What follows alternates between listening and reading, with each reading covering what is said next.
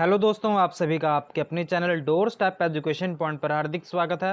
उम्मीद है आप सभी लोग बहुत ही अच्छे होंगे। अगर आपने हमारे इस चैनल को सब्सक्राइब नहीं किया है तो आप इसको सब्सक्राइब कर लें। आने वाले वीडियोस को मिस न करने के लिए बेल आइकन भी प्रेस कर लें। अगर दोस्तों आपको ये वीडियो पसंद आती है तो आप इसको अपने दोस्तों के साथ भी जरूर से शेयर करें। तो दोस्तों, ये हमारी आज की 4th वीडियो है किसकी, हिंदी पेडागोजी की, जिसमें हम कुछ बेस्ट 200 क्वेश्चन को हम डिस्कस करने वाले हैं। तो यहाँ पर हमने ये जो सीरीज चलाई हुई है तो हम यहाँ पर डेली एक सेशन में 15 क्वेश्चन को हम डिस्कस कर ही लेते हैं। तो आज का हमारा 4th सेशन है। तो चलिए देखते हैं आज के हमारे कुछ इंपॉर्टेंट क्वेश्चन। आपने हमारे साथ पूरी एनर्जी के साथ हमारा साथ बनाए रखना है। तो चलिए शुरू करते हैं हमारे आज के फर्स्ट क्वेश्चन के साथ। और दोस्तों, आपने सेशन के एंड होने के बाद आपके कितने मार्क्स यहाँ पर आए हैं उसको भी यहाँ पर जरूर से कमेंट बॉक्स में बताना है कि आपके यहाँ पर टोटल 15 में से कितने मार्क्स आए हैं। तो चलिए शुरू करते हैं हमारे आज के फर्स्ट क्वेश्चन से। तो हमारा आज का फर्स्ट क्वेश्चन क्या है, भाषा नियमों द्वारा नियंत्रित डैश का माध्यम भर नहीं है, ठीक है, बल्कि यह हमारी सोच को भी निर्मित करती है। तो आपको ये बताना है कि भाषा नियमों द्वारा नियंत्रित डैश का माध्यम नहीं है बल्कि हमारी सोच को भी निर्मित करती है। तो क्या होगा यहाँ पर, कला, संप्रेक्षण, सौंदर्य बोध या फिर संस्कृति। तो यहाँ पर जो आपका सही आंसर होगा वो आपका होगा संप्रेक्षण। क्या होगा, संप्रेक्षण। तो जो आपका भाषा नियमों द्वारा जो नियंत्रण होता है, तो संप्रेक्षण जो आप कहते हैं कि भाई जो देखभाल होती है ना उसको हम संप्रेक्षण कहते हैं। तो यहाँ पर वही कहा जा रहा है कि वो उसका माध्यम नहीं है बल्कि हमारी सोच को भी निर्मित करती है। तो आपका सही आंसर कौन सा है, ऑप्शन नंबर 2। तो ये बहुत ही सीधा आंसर था। अब हम चलते हैं आज के सेकंड क्वेश्चन पर। पूनम अपने विद्यार्थियों को पढ़ाते समय दृश्य श्रव्य सामग्री का प्रयोग करती है, ठीक है। तो इसका प्रमुख कारण है कि वह कक्षा के, तो यहाँ पर आपके क्लास में एक पूनम नाम की यहाँ पर एक टीचर है, ठीक है। वो अपने क्लास में जब भी बच्चों को पढ़ाती है तो वो क्या करती है, वहाँ पर जो भी बच्चे हैं जो दृश्य मतलब ये कि जो बच्चे यहाँ पर अच्छे ढंग से उनकी विजुअल जो अच्छे ढंग से वो देख नहीं सकते, तो उनके लिए जो सामग्री का प्रयोग किया जाता है तो वो क्यों किया जाता है उसके द्वारा। ऑप्शन देखते हैं। ऑप्शन नंबर फर्स्ट में लिखा है सभी बच्चों को मनोरंजन करने के लिए। तो आपको लगता है कि भाई टीचिंग की क्लास है और उसमें मनोरंजन करने के लिए ऐसी सामग्री का यूज़ किया जा रहा है, तो क्या ये हो सकता है। या फिर ऑप्शन नंबर 2, सभी बच्चों की रुचि का ध्यान रखती है वो, कि यहाँ पर सभी बच्चों का एंटरटेनमेंट हो रहा है कि नहीं हो रहा है वो इसलिए। या फिर ऑप्शन नंबर 3, कि सभी बच्चों की आवश्यकताओं को संबोधित करती है, कि जितने भी यहाँ पर बच्चों की जो भी नीड्स हैं वहाँ पर उनका यहाँ पर ध्यान रखा जाता है। या फिर जो ऑप्शन नंबर 4 है कि सभी बच्चों को नियंत्रण में रखती है।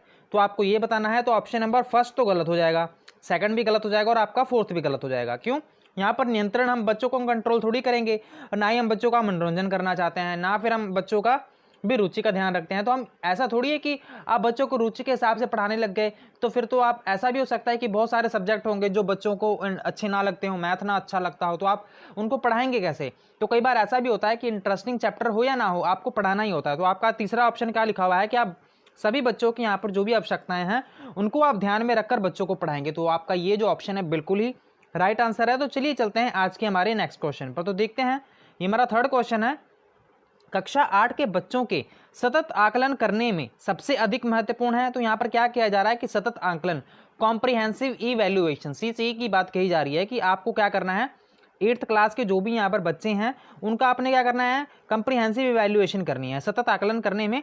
इसमें सबसे ज़्यादा महत्वपूर्ण क्या है, व्याकरण की जानकारी, मौखिक परीक्षा, लिखित परीक्षा या फिर भाषा प्रयोग की क्षमता। तो हम यहाँ पर सीधा सीधा जो आपको ये आंसर होगा ये आपको पता लग ही गया होगा कि भाषा प्रयोग की क्षमता। इसमें व्याकरण, मौखिक और लिखित क्यों नहीं सही हो सकता, क्योंकि अगर हम भाषा प्रयोग की बात करें, भाषा प्रयोग में आपका क्या आ जाता है, लिखित का आ जाएगा, मौखिक का भी आ जाएगा और यहाँ पर व्याकरण की जानकारी भी आ जाएगी। तो इस तीनों में ये जो आपका ऑप्शन नंबर 4 है, इन तीनों को यहाँ पर साथ में लेकर चल रहा है। तो यहाँ पर ये तो सिंगल ही बात कही गई है, ठीक है ना, समझे कि नहीं समझे आप। तो यहाँ पर जो आपका ऑप्शन नंबर 4 हो ये यहाँ पर बिल्कुल ही आपका राइट आंसर हो जाएगा। तो चलिए चलते हैं आज के हमारे नेक्स्ट क्वेश्चन पर। यहाँ पर क्या कहा जा रहा है, फोर्थ क्वेश्चन में, बच्चों की भाषा समाज के साथ संपर्क का ही परिणाम है। क्या कहा जा रहा है कि जो आपका बच्चे की भाषा है वो समाज, सोसाइटी की बात कही जा रही है कि जो भी बच्चे की भाषा है वो सोसाइटी का परिणाम है। तो आप इसका विचार आप कह सकते हैं कि ये बात किसने कही है, वाइगोट्स्की ने, स्किनर ने, प्याजे ने या फिर चॉम्स्की ने। तो आपको ये हम कितनी बार डिस्कस कर चुके हैं कि जो वाइगोट्स्की हैं वो किसकी बात करते हैं, वो हमारे जो भी थे कि भाई जो भाषा होती है वो सोसाइटी से ही आप कह सकते हैं कि वो निकलती है, ठीक है ना, आप बच्चा उसी से सीखता है। तो ये ऐसा भी कहते हैं कि पहला जो बच्चा होता है वो पहले भाषा सीखता है, बाद में जो उसकी थिंकिंग या सोच होती है वो बाद में उसका विकास होता है। तो ये भी क्वेश्चन आ सकता है। तो आपका ऑप्शन नंबर जो फर्स्ट है वो यहाँ पर बिल्कुल ही राइट आंसर, और बाकी के जो ऑप्शन है वो हो जाएंगे गलत। तो चलिए चलते हैं आज के हमारे नेक्स्ट क्वेश्चन पर। तो देखते हैं यहाँ पर क्या बात कही जा रही है ऑप्शन नंबर 5 में, कि भाषा अर्जित करने की स्थिति में बच्चे, भाषा यहाँ पर अर्जित करने की बात कही जा रही है कि भाषा अर्जित करने की स्थिति में यहाँ पर कहा जा रहा है कि भाषिक नियमों को स्वाभाविक रूप से ग्रहण करते हैं या फिर अधिकतर त्रुटियां ही करते हैं। भाषिक नियमों को स्वाभाविक रूप से रटते हैं या फिर कोई त्रुटि नहीं करते।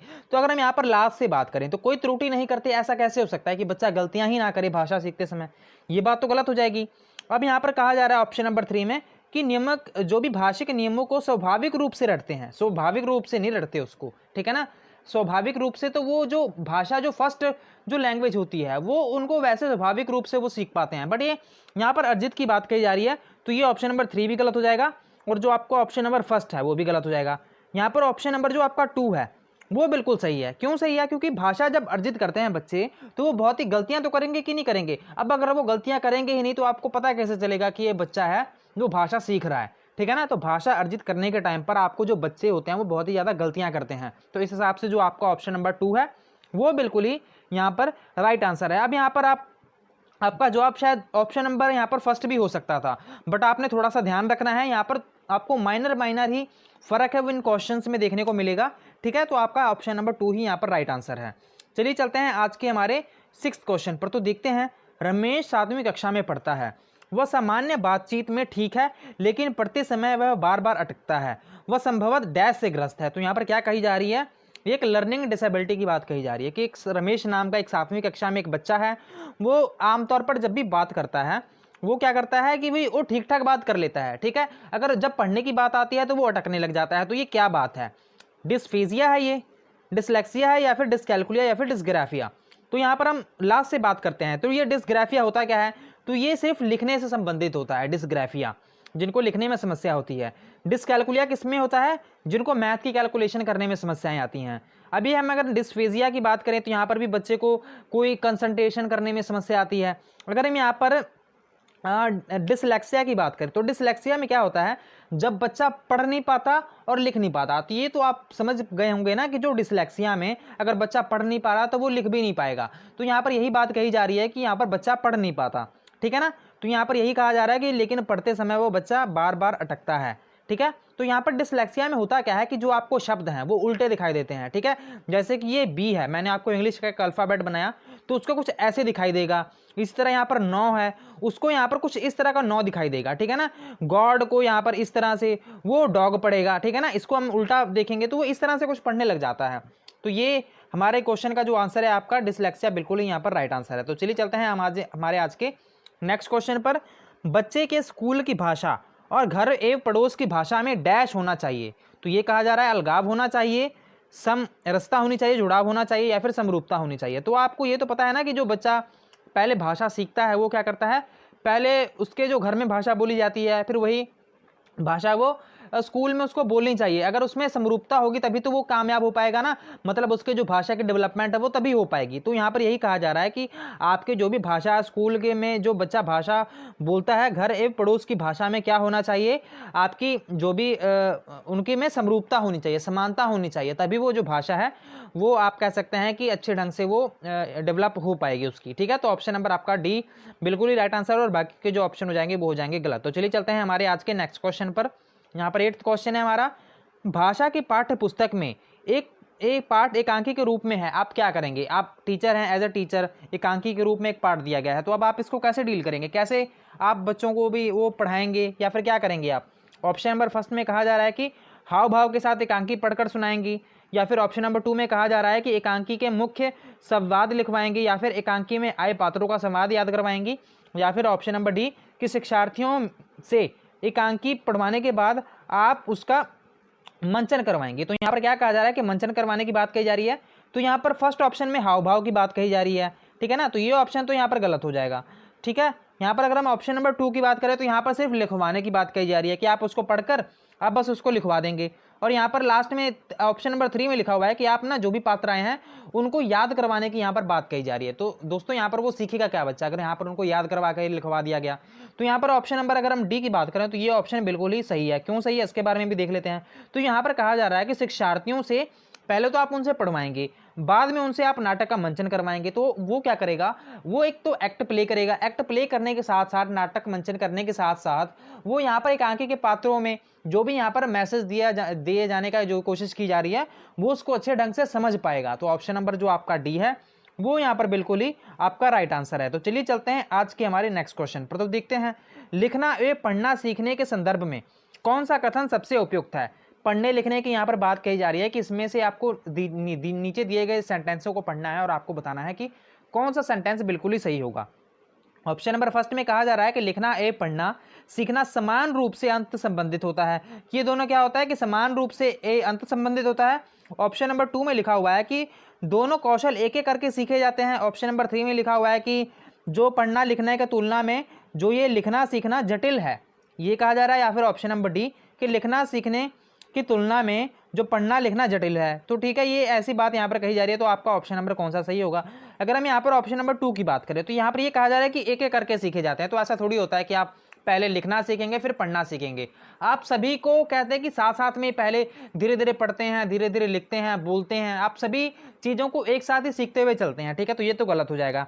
अब यहाँ पर कहा जा रहा है कि पढ़ना सीखने की तुलना में लिखना सीखना जटिल है। तो आप ऐसा कैसे कह सकते हैं। ठीक है ना, अब बच्चे को पढ़ना आ गया तो वो लिखना भी तो सीख ही लेगा।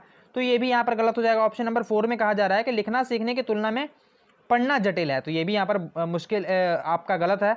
ऑप्शन नंबर अगर हम फर्स्ट की बात करें तो ये दोनों क्या होते हैं, ये इंटर रिलेटेड होते हैं, ये एक दूसरे से संबंधित होते हैं। ठीक है ना, तो आपका जो ऑप्शन नंबर फर्स्ट है कि लिखना और पढ़ना सीखना समान रूप से क्या होता है, अंतर संबंधित होते हैं। तो आपका ऑप्शन नंबर फर्स्ट बिल्कुल ही यहाँ पर सही आंसर है। तो चलिए चलते हैं आज के हमारे नेक्स्ट क्वेश्चन पर। तो देखते हैं 10th क्वेश्चन है, द्वितीय भाषा सीखने के संदर्भ में सेकंड लैंग्वेज की बात कही जा रही है कि उसके संदर्भ में सबसे कम महत्वपूर्ण कौन सा है।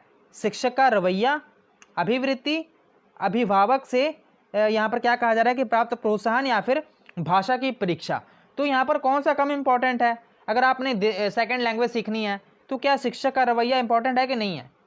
है, बिल्कुल है। अभिवृत्ति भी इंपॉर्टेंट है, अभिभावक से प्राप्त प्रोत्साहन भी यहाँ पर इंपॉर्टेंट है, वो भी रोल प्ले करता है भाषा सीखने में। अगर हम यहाँ पर ऑप्शन नंबर डी की बात करें तो ये इंपॉर्टेंट क्यों नहीं है। क्यों नहीं है, क्योंकि यहाँ पर आपको जब भी भाषा सीख लेते हैं तो आप त्रुटियां वगैरह वो बाद में करते हैं, परीक्षा वगैरह तो वो बाद में करवाई जाती है ना। तो आपका जो भाषा की जो परीक्षा है वो कोई ज़्यादा जरूरी नहीं, मैटर नहीं करती किसके सीखने में। जो सेकंड लैंग्वेज है उसके सीखने के संदर्भ में जो आपकी परीक्षा है वो इतनी ज़्यादा यहाँ पर मैटर नहीं करती। तो ये ऑप्शन आपका बिल्कुल ही सही आंसर है। कौन सा, ऑप्शन नंबर आपका जो डी है वो यहाँ पर बिल्कुल ही राइट आंसर है। तो चलिए चलते हैं आज के हमारे नेक्स्ट क्वेश्चन पर। पद, गद्य और नाटक हमारी डैश संवेदना को धार प्रदान करने के साथ साथ हमारे जीवन के डैश पहलू को समृद्ध करते हैं। तो यहाँ पर पद, गद्य और यहाँ पर जो नाटक है हमारी डैश संवेदना की धाराएं। अब आपको ये बताना है कि यहाँ पर कौन सा आपका जो सही है, बिल्कुल आपका सही आंसर होगा। तो यहाँ पर यह सांस्कृतिक या फिर भौतिक होगा, या फिर सांस्कृतिक या फिर साहित्यिक होगा, या फिर भाषिक या फिर सौंदर्यात्मक होगा, या फिर भाषिक या फिर ज्ञानात्मक होगा। तो यहाँ पर अगर हम भर के देखेंगे तो पद, गद्य और नाटक हमारी सांस्कृतिक संवेदना को धार प्रदान करने के साथ साथ हमारे जीवन के साहित्य पहलू को समृद्ध करते हैं। तो आपका जो ऑप्शन नंबर यहाँ पर सेकंड है वो यहाँ पर बिल्कुल ही राइट आंसर है। तो यहाँ पर सांस्कृतिक और साहित्यिक की बात कही जा रही है, तो यहाँ पर आपका ऑप्शन नंबर 2 बिल्कुल ही राइट है। तो चलिए चलते हैं आज के हमारे नेक्स्ट क्वेश्चन पर। यह हमारा आज का 12th क्वेश्चन है, कोई एक भाषा डैश लिपियों में लिखी जा सकती है, हाँ उसमें थोड़ा फेरबदल हो सकता है। तो क्या ये बात सही है या फिर गलत है। ये ऑलरेडी रिपीटेड क्वेश्चन है जो कि आपके पहले भी यहाँ पर पूछा जा चुका है। तो कोई एक भाषा आपके यहाँ पर कही जा रही है कि क्या आप उसकी लिपि में कोई और भाषा लिख सकते हैं कि नहीं लिख सकते हैं। तो यहाँ पर कितनी भाषा की बात कही जा रही है कि क्या आप एक भाषा को लिख सकते हैं, या फिर सीमित भाषा को, या फिर 3 को, या फिर सभी को।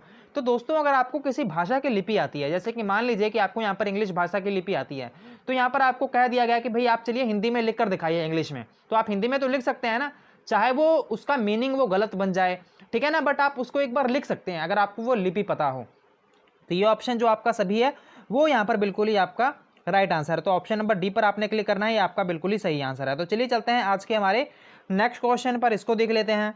वाणी और लेखन में मूल अंतर यह है कि भाई लिखित तथा डैश लिखित भाषा डैश स्तर पर देखी जाती है और डैश होती है। तो आपको ये बताना है कि सचेतन कालबद्ध होती है, अचेतन कालबद्ध होती है, चेतन स्वाभाविक होती है या फिर चेतन स्वाभाविक होती है। तो आपका जो ऑप्शन नंबर फर्स्ट है वो यहाँ पर बिल्कुल ही सही है। कैसे सही है?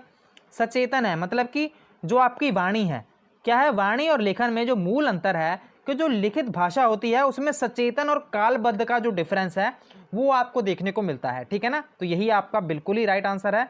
तो सचेतन और कालबद्ध, ठीक है। वाणी आप समझते हैं ना, लिखित भाषा और यहाँ पर जो वाणी होती है, तो आप समझ पा रहे होंगे। तो ऑप्शन नंबर आपका फर्स्ट है वो बिल्कुल ही राइट आंसर है। तो चलिए चलते हैं आज के हमारे सेकंड लास्ट क्वेश्चन पर। तो देखते हैं भाषा कक्षा में समावेशी वातावरण कौन सा होता है? इंक्लूसिव एजुकेशन वाला एनवायरनमेंट। तो यहाँ पर कहा जा रहा है कि समावेशी वातावरण का निर्माण करने के लिए जरूरी है कि इसमें क्या जरूरी है? बच्चों को विविध भाषाओं को पढ़ाया जाए, बच्चों के प्रति अति उदारवादी दृष्टिकोण रखा जाए, बच्चों की सभी आवश्यकताओं की पूर्ण किया जाए, या फिर बच्चों को विविध दृश्य श्रव्य सामग्री उपलब्ध कराई जाए। तो आपको ये बताना है कौन सा ऑप्शन यहाँ पर बिल्कुल सही है। तो यहाँ पर क्या कहा जा रहा है, एक बार हम क्वेश्चन को फिर से पढ़ेंगे कि भाषा कक्षा में समावेशी वातावरण के निर्माण के लिए, ठीक है, इसके लिए आपको क्या करना पड़ेगा?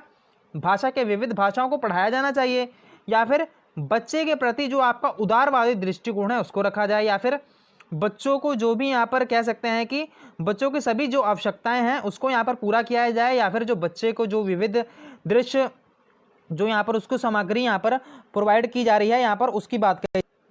सो यहाँ पर अगर आप देखेंगे तो यहाँ पर अगर आपने इंक्लूसिव एजुकेशन वाले, अगर आपने कुछ पहले वाले हमारे वो देखे हैं, वीडियोस देखी हैं क्वेश्चन आंसर की, तो हमने यहाँ पर कितनी बार डिस्कस किया हुआ है कि जो इंक्लूसिव एजुकेशन है उसमें हम क्या करते हैं, बच्चों की जो भी सभी आवश्यकताएं होती हैं हम उनका बहुत ही अच्छे ढंग से ध्यान रखते हैं। जैसे मान लीजिए कोई यहाँ पर आपको दिव्यांग बच्चा देखने को मिलता है आपकी क्लास में, वो अच्छे से देख नहीं सकता, उसको सुनने में समस्या है, तो आप क्या करेंगे, आप ना उनको जो भी बच्चे हैं आप ना वहाँ पर क्या लाएंगे, उनको अच्छे अच्छे वर्ड्स या फिर बड़े बड़े चार्ट लेकर आएंगे। तो जो भी उनके रिक्वायरमेंट के हिसाब से आप थोड़े बहुत जो भी उनकी आवश्यकताएं हैं उनको यहाँ पर पूरा करने की यहाँ पर कोशिश करेंगे। तो ऑप्शन नंबर आपका 3 है वो यहाँ पर बिल्कुल ही राइट आंसर है। तो चलिए चलते हैं आज के हमारे लास्ट क्वेश्चन पर, जो कि हमारा 15वां क्वेश्चन है।